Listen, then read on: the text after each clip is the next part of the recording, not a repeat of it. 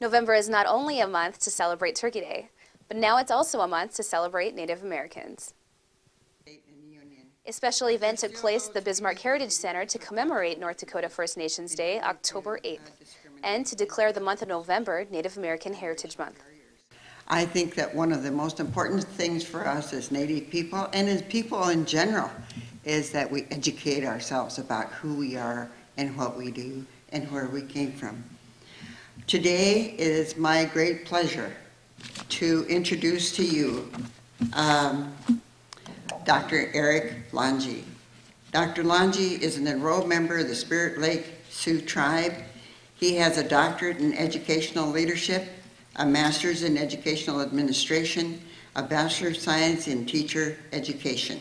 When I was doing some research, because I had never met him before, and I wanted to know a little bit about his thinking, he said, having my research published in an academic journal and addressing the General Assembly of the Spirit Lake Nation all in the same week is an example of what our company strives to develop. The ability to walk in both worlds and be respected in each as a person with competence and integrity. With that, I introduce to you today Dr. Eric Lange. The theme of my speech is going to be striving for excellence while maintaining culture and unity, I think, or culture and tradition, excuse me. And I think that's a really good topic. It's a really important topic. It's a topic that we all have to really understand.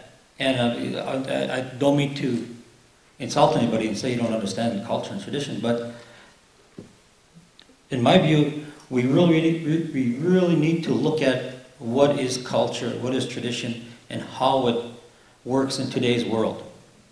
I want to start with a really obvious example of culture and tradition and excellence, and those are the tribal colleges.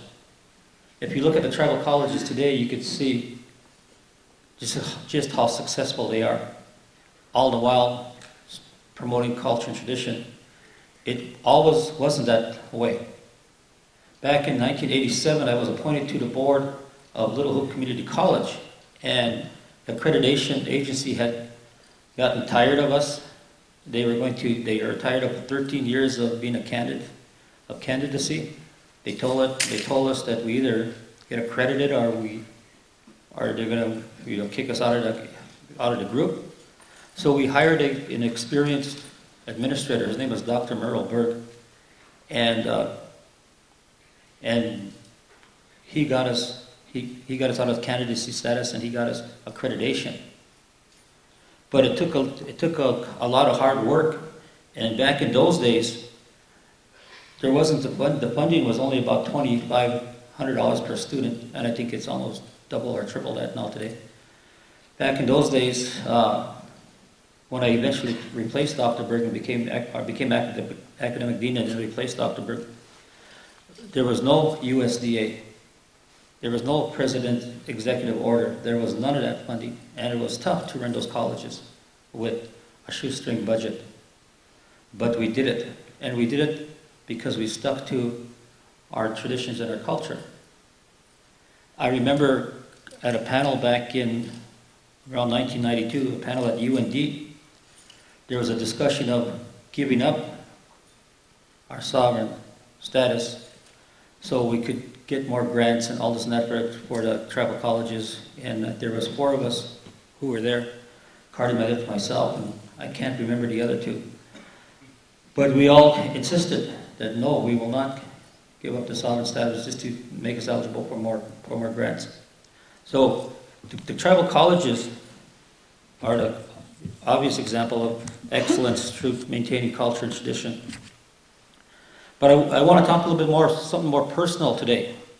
I want to talk about the rest of what I think might be the forgotten part of our culture, and that's our values. All Indian tribes have different values, but they're basically the same. Let me say that again. We all have the same values, we just state them differently. For the Dakota, we say courage, honesty, perseverance, and generosity. And I know other tribes have similar ones too. We just state them differently. we have done a fairly good job in some places of maintaining the language, even though a lot of places language is disappearing fast. We have revived a lot of songs. We have revived a lot of the ceremonies, and that's good. That's great. That's a good start. But if we really are going to survive as Indian people and keep our culture, we need to go back to those values. You need to go back to your traditional values.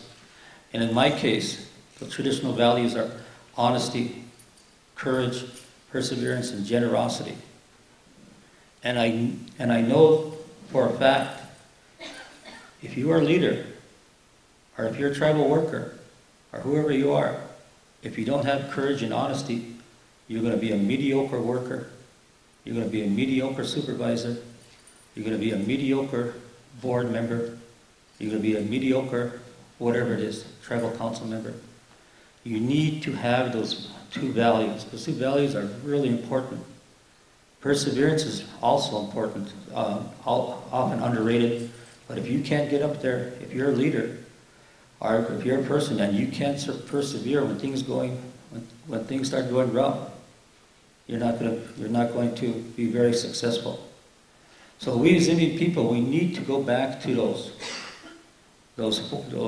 whatever your tribal values are. I'd like to read the proclamation issued by the Governor for First Nations Day.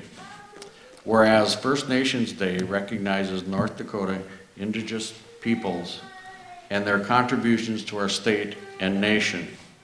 Whereas the forebears of North Dakota's Indigenous people play a unique role in shaping the history and culture of the state, as well as the history and culture of the nation. Whereas the American Indian people continue to play a vital role, an integral role in shaping the future of our state and nation by making important and distinctive contributions to our culture and society. Whereas American Indian people, tribal governments, colleges, and business play a critical role in strengthening their communities and growing North Dakota's economy. Whereas on First Nations Day and throughout Native American Heritage Month, we reflect on the significance of the U.S. Constitution and all it represents: justice, equality, and preservation of liberty for all Americans. And whereas North Dakotans are encouraged to commemorate the long-standing cooperative relationship formed among tribal nations in the state of North Dakota, and to support the continued fostering of these important partnerships as we work toward a shared future of growth and success. Now, therefore, as Governor of the state of North Dakota, I do hereby proclaim October 8th, 2010, First Nations Day, and November 2010, Native American Heritage Month in the state of North Dakota. Thank you.